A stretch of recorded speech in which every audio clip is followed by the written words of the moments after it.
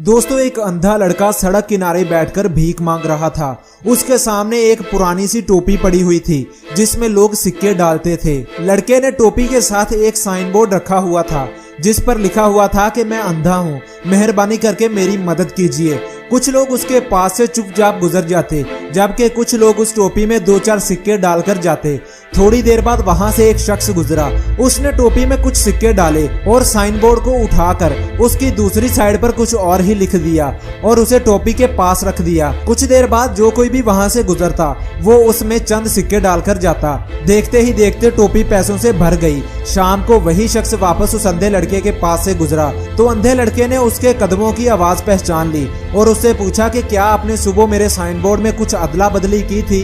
आपने ऐसा क्या लिखा था कि लोगों को मुझ पर तरस आया और वो मेरी मदद करने लगे? उस आदमी ने कहा कि मैंने बस इतना ही लिखा और वही लिखा जो तुमने लिखा था, बस मेरा लिखने का अंदाज कुछ अलग था।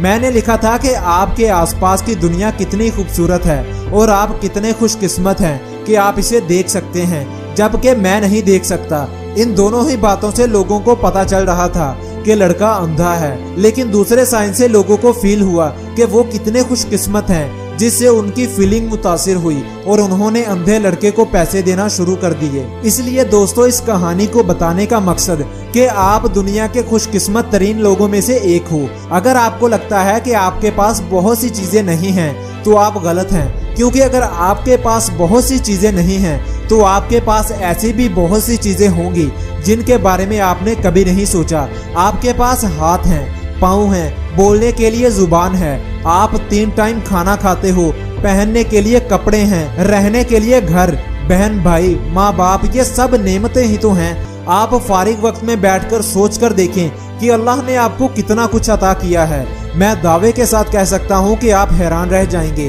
कि आपके पास दुनिया की कीमती तरीन चीजें मौजूद हैं। अगर आपके पास हाथ पाँव हैं तो आप करोड़ों के मालिक हो, क्योंकि जिसको मसनूई हाथ और पाँव लगवाना पड़ते हैं उन्हें करोड़ों रुपए खर्च करने पड़ते हैं। इसलिए अपनी खूबसूरत नेमतों पर अपने रब का शुक्र अदा करें और सोच कर देखें कि आप उन नेमतों के बदले में अपने रब का कितना शुक्र अदा करते हो, दिन में कितनी बार मस्जिद जाते हो।